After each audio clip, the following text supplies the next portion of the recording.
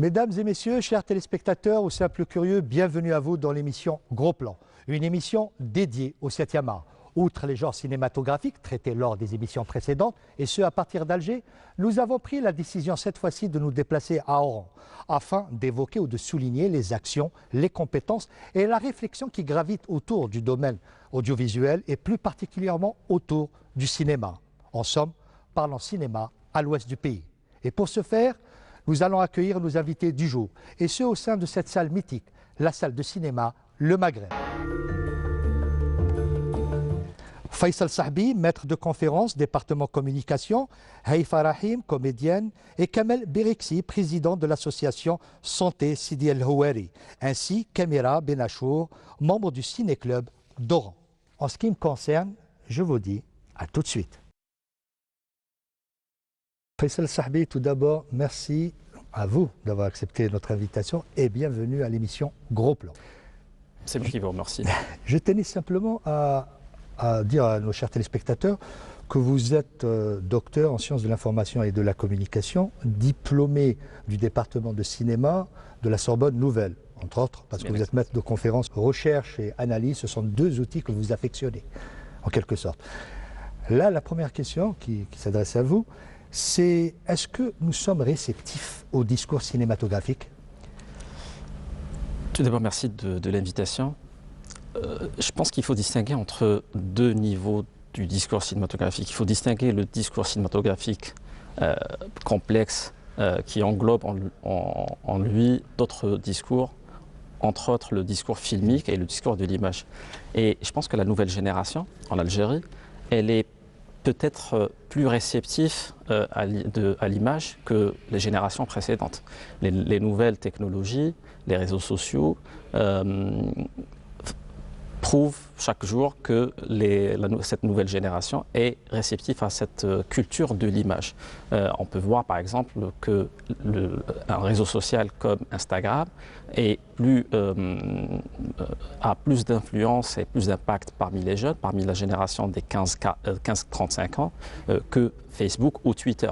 Donc si ça montre quelque chose, ça montrerait que la culture de l'image a plus d'impact que la culture, par exemple, de l'écrit ou de l'analyse. Vous mettez souvent en avant, pour être plus juste, un postulat. Vous dites souvent qu'il n'y a pas de cinéma algérien, mais des films algériens.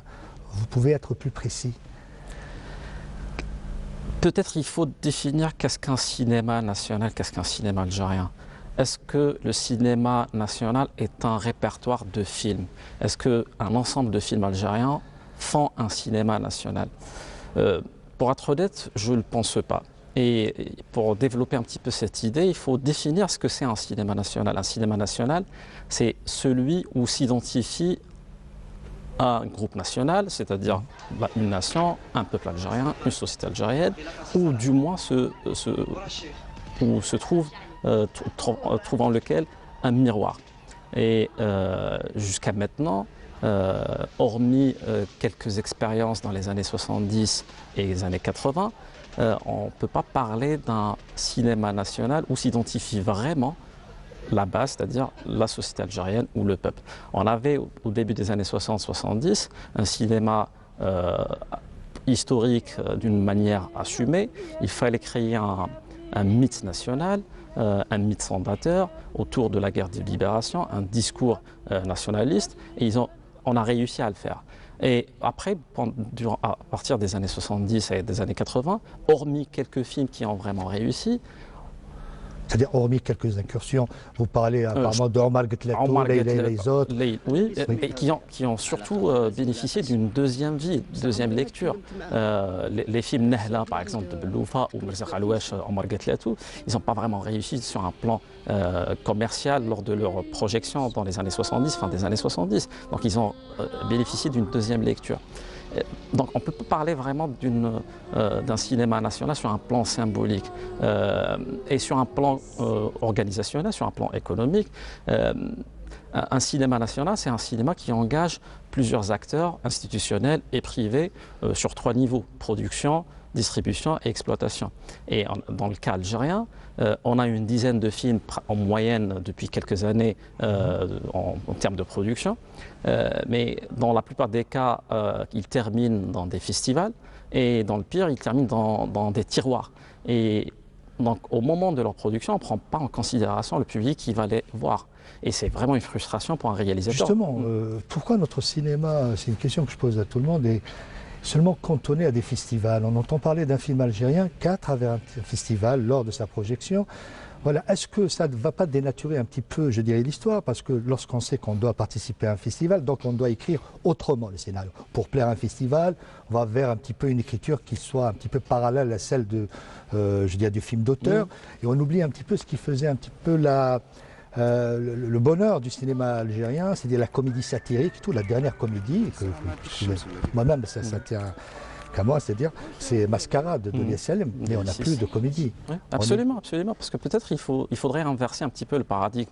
Jusqu'à maintenant, on pense à partir du paradigme de l'offre, c'est-à-dire il faut faire travailler des techniciens, il faut dégager des budgets, il faut produire tant de films pendant l'année, mais peut-être il faudrait inverser un petit peu le paradigme et voir à partir du prisme du spectateur et du public.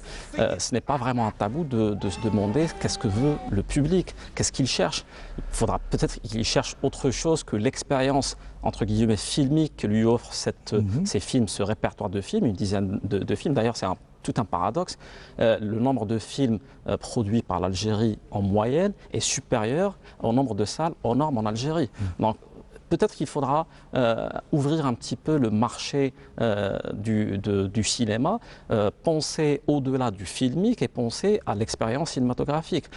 Ouvrir des multiplexes, peut-être commencer par des blockbusters, et ça amènera tout le reste.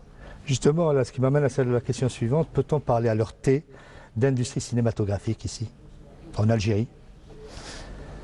C'est peut-être un regard un petit peu excessivement critique, mais je ne pense pas. Actuellement, il n'y a pas vraiment des bases saines d'une industrie cinématographique. On a une production, on pense à partir de la production, mais quid de la réception et quid du public des cinémas. On n'a pas de système de billetterie en Algérie. Est-ce que cette passerelle entre le festival et le public oranais existait, ou est-ce qu'on a réussi à le construire? Je ne sais pas. Est-ce qu'on s'intéressait au film ou on s'intéressait au festival? Je crois qu'il faut revenir un petit peu aux origines, entre guillemets, du mal. J'exagère un petit peu, mais aux origines du festival. Et j'en profite pour citer une étude qui a été réalisée dans le cadre avec un de nos étudiants, un doctorant qui a travaillé sur le rapport entre Oran, le public oranais et le festival du film arabe. Et ça démontre clairement que la greffe n'a pas vraiment pris. Il y a vraiment un déficit d'image vis-à-vis de ce festival. C'est pour ça qu'il n'a pas pris racine et le public oranais ne se sent pas vraiment concerné par ce festival qui vient... Autant sur la forme que sur le fond? Oui, les deux. D'ailleurs, paradoxalement, les seules éditions qui ont vraiment marché, c'est là où il n'y avait pas beaucoup de budget et on était obligé de recruter local et de rendre hommage à des stars locales. Haïfa Rahim, bienvenue à vous et merci d'abord d'avoir accepté notre invitation et bienvenue à vous dans notre émission Gros Plan. Musique, cinéma, télévision, plusieurs univers. Comment vous faites pour passer d'un univers à un autre? Il faut aimer. Tout d'abord, il faut aimer. Pour moi, le chant et l'acting, c'est deux arts qui m'inspirent, c'est deux arts qui me font vivre. C'est deux arts qui me rendent heureuse chaque jour. Il y a plusieurs arts pour s'exprimer plutôt et dire qu'on est artiste. Donc pour moi, le chant, juste en parlant de moi, pour moi, le chant et l'acting, je n'imagine pas ma vie sans eux. Ça m'éviterait de poser la question s'il y a un art que vous préférez par rapport à un autre. Impossible, c'est comme si tu veux me retirer l'âme du corps, donc c'est impossible. Là, en tant que comédienne, quelle est votre perception sur la situation cinématographique algérienne ou sur votre propre métier? Si on doit parler de cinéma, pour moi, le cinéma algérien d'ailleurs se développe, évolue de plus en plus, surtout qu'on a une belle jeunesse qui veut bosser et donner au cinéma algérien. Et d'ailleurs, je suis jeune et j'en fais partie, sauf que parfois l'occasion n'est pas là, elle ne se présente pas. Justement, peu de production, c'est-à-dire que ça équivaut à peu de propositions de rôle. Est-ce qu'actuellement vous avez des propositions de rôle? Oui, j'ai eu des propositions de rôle pour le mois de Ramadan, sauf que ce n'est pas vraiment ce que je veux incarner comme rôle. C'est-à-dire si, pour moi, quand je lis un scénario et je vois que le rôle ressemble un tout petit peu à le rôle précédent, j'évite de le faire. C'est pour moi, c'est mon choix et je l'assume. Ça, c'est aussi en fait, le risque après un succès, c'est de vous cantonner uniquement dans un rôle précis. Et ça risque de faire cliché pour vous. Exactement. Donc vous êtes à la recherche. Quel est le rôle que vous recherchez actuellement? Après chaque rôle que j'incarne, je cherche toujours un rôle qui est différent. Qui est un rôle qui m'inspire, un rôle qui fait sortir de moi quelque chose que je n'attends pas. C'est-à-dire, j'aime bien me surprendre. Y a-t-il des repères pour vous, des films repères pour vous? Des films qui vous ont inspiré à épouser ce métier, des films que peut-être vous dites, tiens, j'aimerais bien tenir un rôle pareil? En fait, oui, il y en a plein de films, de feuilletons, si on doit parler des films étrangers ou sinon des films arabes, il y en a plein. J'aime bien le cinéma égyptien. Pour moi, je trouve que c'est un truc extraordinaire, c'est-à-dire ils sont sans limite. C'est-à-dire ils produisent des films qui parlent de tout. C'est-à-dire, vous pensez qu'on ne touche pas à tous les sujets, où il y a certains sujets qui reviennent à chaque fois, c'est-à-dire derrière la caméra, et que ça serait bien de raconter d'autres histoires, des histoires qui nous parlent nous-mêmes, des histoires algériennes. Voilà. Ça serait bien qu'on en raconte des histoires plutôt qui ressemblent vraiment à la réalité de la société algérienne, comme on a fait par exemple dans le feuilleton. Parlez-moi un petit peu de l'aventure du feuilleton, un petit peu après cette aventure. Justement, vous avez eu plusieurs propositions, je suppose. Parce que je vous ai vu, vous avez joué dans cette production qui met en avant, qu'on le veuille ou non, la région d'Oran. Une autre production aussi, c'était un film d'action. Algérie pour toujours. Algérie pour Les toujours. Portes du Soleil, oui. Voilà, c'était un des rares et l'un des seuls films d'action algérienne. Voilà. Donc vous jouez dans des productions, je dirais, entre guillemets, où on trouve, c'est-à-dire il y a la patte un petit peu, se cacher un petit peu au Oranais. Oui. Qu'est-ce que vous retenez de de cette participation, que ce soit feuilleton ou cinéma? Comme le premier film dont j'ai participé, c'était ma première expérience. C'est une production oranaise, 100%, dont on est fier d'ailleurs. Et ce que je retiens de ça, c'était les moments où on bossait dur, mais vraiment dur. Surtout que je pense que Zakaria Ramdan a tout donné dans cette production.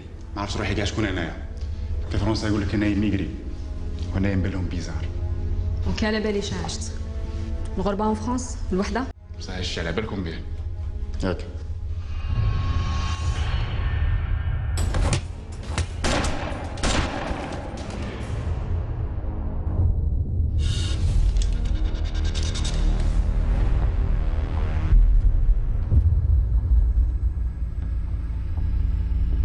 ارجوني منه راك كبير دبر راسك رانا قارئوا لك فات الحال. Et pour le feuilleton, le succès de l'Ihlal, qu'est-ce qui vous reste de ça? C'est-à-dire des souvenirs? Qu'est-ce qui vous reste de cette expérience? C'est une expérience enrichissante, je dirais, pour vous en tant qu'interprète, ou simplement, je dirais, ça a été un feuilleton comme un autre feuilleton? Non, ça n'était pas un feuilleton comme d'autres feuilletons, parce que, parlant de costume, pour moi, c'était une claque. Mon costume, c'était pour moi une gifle. Quand je me regardais dans un miroir, même le maquillage qui m'a totalement changé. Quand je me regardais dans le miroir, je me disais, mais vraiment, comment un costume et un maquillage peut changer la personne plutôt. C'était un truc extraordinaire. Je me voyais, mais vraiment, vraiment Dalila. Est-ce que vous associez la musique dans l'interprétation? Est-ce que dans la gestuelle, est-ce que vous convoquez, lorsque vous vous préparez pour un rôle, vous convoquez la musique pour interpréter un rôle? Non, je ne mélange pas les deux. C'est-à-dire quand j'incarne le rôle et je suis dans le personnage à 100%. Je ne mélange pas les deux arts. Amira Benachour, merci d'avoir accepté notre invitation et bienvenue à vous dans l'émission Gros Plan. Alors je vais rentrer dans le vif du sujet. D'où vous est venue l'idée de vous lancer dans cette aventure? Je parle d'adhérer à Ciné Club. Donc, merci beaucoup, merci de m'avoir invité. L'idée d'avoir adhéré à un Ciné Club est venue il y a 5 ans environ. Je suis active dans le milieu associatif, notamment dans une association. Et cette idée-là de relancer le ciné-club est venue après un projet qui regroupait 3 associations. Donc il y avait Femmes algériennes revendiquant leurs droits, Le Petit Lecteur et Bel Horizon. Le ciné-club s'est domicilié à Bel Horizon. Et on était une équipe de 4 à 5 personnes qui faisaient des projections en huis clos pour nous, pour les membres de l'association uniquement. Et puis on a commencé à ouvrir pour le grand public. Donc nous avions une audience qui ne dépassait pas les 40 personnes. Déjà on avait une petite salle. Puis on a commencé à faire dans une autre salle de cinéma au Montgejo ex-Balzac. On avait beaucoup de monde. Sinon, pour moi-même, pourquoi je me suis lancée là-dedans, c'est que ça me parle, je m'y retrouve. J'ai toujours aimé le cinéma, j'ai toujours aimé l'audiovisuel, la télévision, et du coup, je me suis dit pourquoi pas. Il y a eu plusieurs thématiques, vous avez organisé, c'est-à-dire des cycles apparemment. Vous pouvez me parler un petit peu de ce choix des thématiques? Comment ça se passait, c'est qu'on faisait des réunions hebdomadaires et au début, j'avoue que c'était un petit peu je choisis ce film, je choisis ce film. Après, on a décidé de se fixer et de se fier aux événements qui se passaient un petit peu. Si c'était au mois de novembre, on faisait un cycle de films de guerre. On faisait en sorte de diversifier surtout nos films. C'était pas uniquement des films blockbusters américains, non. C'était films algériens pour promouvoir un peu les produits locaux, films français, allemands, enfin, on diversifiait. Si c'était en vacances, on faisait des films d'animation pour les petits. Donc on faisait ça en quelque sorte. Après, il nous manquait quelque chose. C'est qu'on n'avait pas vraiment une vraie structure, un fil conducteur qu'on devait suivre tout animateur. C'est à ce moment-là qu'on a décidé d'écrire un projet pour former des animateurs en cinématographie. Donc l'animation sur cette thématique-là. Il y a eu 15 jeunes qui ont été formés. Et après ce projet-là, eh bien, ce qui est merveilleux, c'est que ces jeunes-là eux-mêmes ont exprimé le besoin de créer le ciné-club Oran. Nous avons été formés pendant 1 année à la lecture filmique. Réellement, c'est quand on projette, quand on fait une projection, c'est comme un cours pédagogique où les gens apprennent quelques anecdotes sur le film, le cachet, la signature de chaque réalisateur, les formes de films qu'on a eues. On a commencé avec le tout début. Réalisateur étranger, réalisateur contemporain, réalisateur algérien? De tout. On a commencé avec le commencement, pas les frères Lumière, mais avec Chaplin. Bien sûr, tout le... mais avec Chaplin, puis on a carrément consacré un cycle pendant le mois de Ramadan pour les films algériens. Le public, qu'est-ce qu'il en pense? On a eu jusqu'à maintenant de très bons retours. Au contraire, on a été vraiment encouragés et même sollicités par quelques associations, par quelques organismes. Pendant ce cycle dont j'ai parlé pendant le mois de Ramadan, on a diffusé des courts-métrages algériens. Donc c'est les réalisateurs eux-mêmes qui nous ont soigneusement et gentiment donné l'accord de diffusion. Justement, là, je parle aux membres, je parle à la cinéphile. Quelle est votre perception sur la situation cinématographique algérienne? Actuelle. Actuelle, bien sûr. Ok. Pour ma part, je vais parler pour ma personne, je pense que nous sommes en précarité. Je ne vais pas tomber dans le discours de l'extrémiste du 7e art, mais nous manquons énormément d'espace propice pour ces projections-là. Il y a peu de moyens matériels et financiers. Et c'est triste parce qu'à une époque, le cinéma algérien, il était à son apogée. Et quand vous parlez de peu de matériel, vous parlez de salles de cinéma, vous parlez de lieux de projection ou vous parlez de production? Qu'est-ce que vous appelez peu de matériel? J'englobe tout ça en quelque sorte. C'est qu'il y a... Déjà, je vais prendre par exemple Oran, on avait une 30aine de salles de cinéma. La majorité ont été détruites, remplacées. C'est triste. Maintenant, il y en a beaucoup qui ont été délaissées aussi. Il y a peu d'espace de projection. Ce n'est pas obligé que ce soit une salle qui contient 900 personnes. Ça peut être juste un petit local où il y a 20 personnes qui se retrouvent et qui échangent autour de cet art-là. Ce n'est pas uniquement regarder un film, c'est en parler aussi. Après, pour ce qui est moyens financiers, Peut-être qu'il n'y a pas beaucoup de production, on a l'impression en ce moment. Quand je dis production, je parle de production locale, algérienne. Il n'y en a pas beaucoup. Selon vous, y a-t-il un cachet propre oranais vis-à-vis du cinéma? Y a-t-il un engouement pour certains films? Peut-être tout ce qui est engagé, des films engagés qui parlent du social. C'est pour ça que j'ai parlé de cette question de la censure. D'ailleurs, le téléfilm qui est passé en Ramadan, Ouled El Halal, a eu beaucoup de succès parce que justement, les gens se sont identifiés parce que ça ressemble aux Oranais et je pense aux Algériens en général, parce que ça a abordé des sujets divers qui sont réels, qui sont vrais.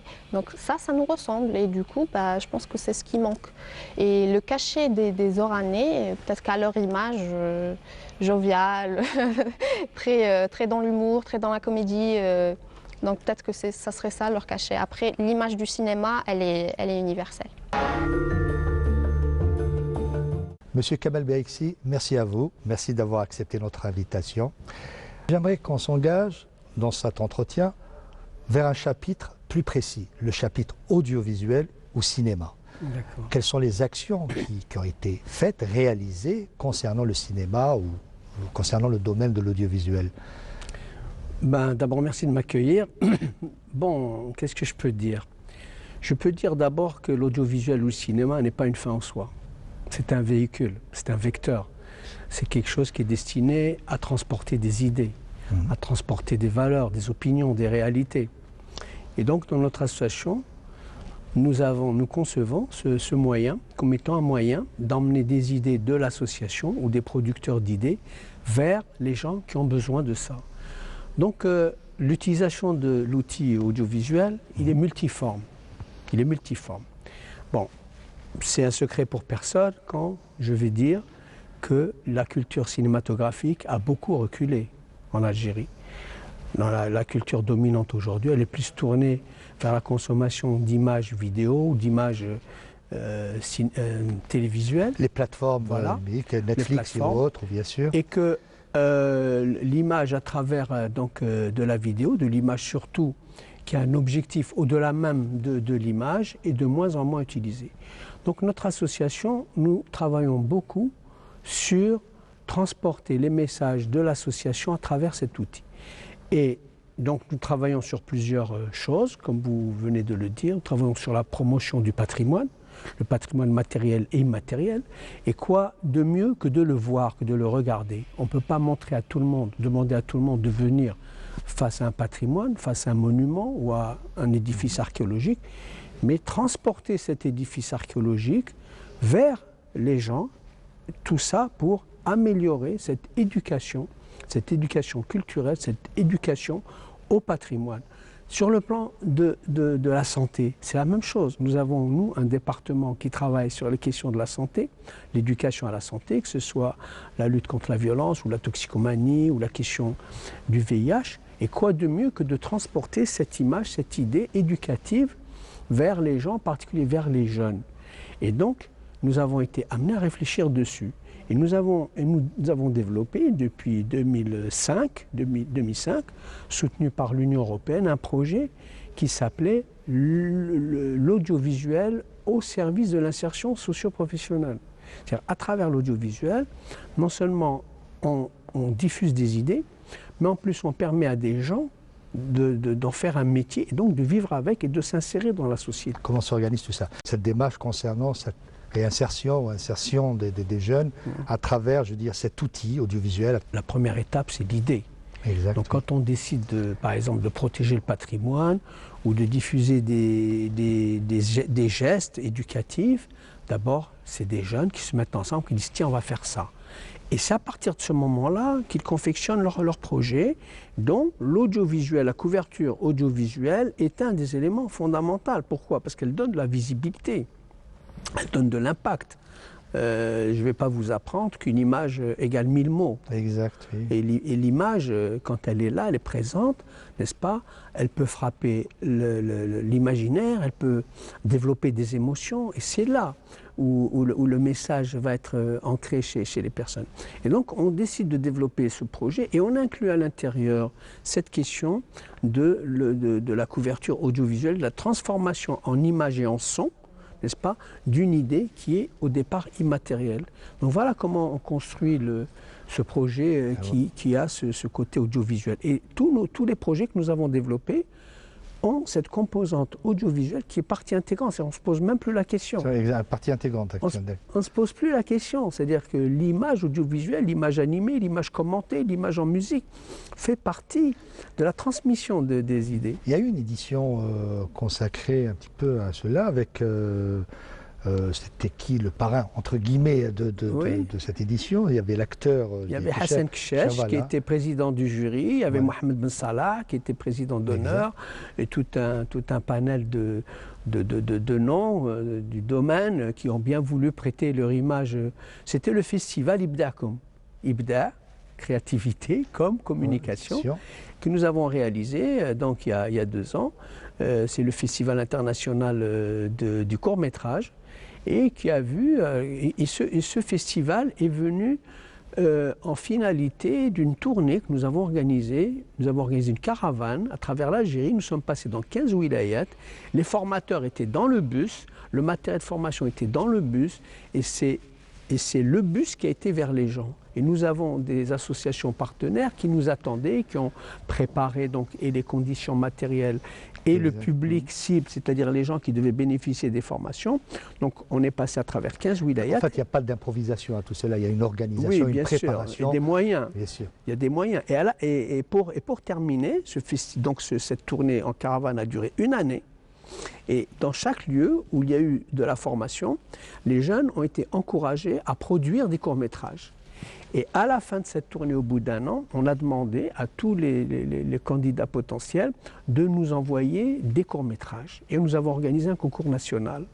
Et ce concours national était le fruit de toutes ces mini-formations à travers le territoire. Et justement, l'impact de cette visibilité à travers cette action, notamment, il y a plusieurs jeunes qui vont réaliser, je veux dire, leur court-métrage, l'impact de cette visibilité. Le jury, qui était composé de personnes de renom, ils ont remarqué une grande qualité et des talents cachés.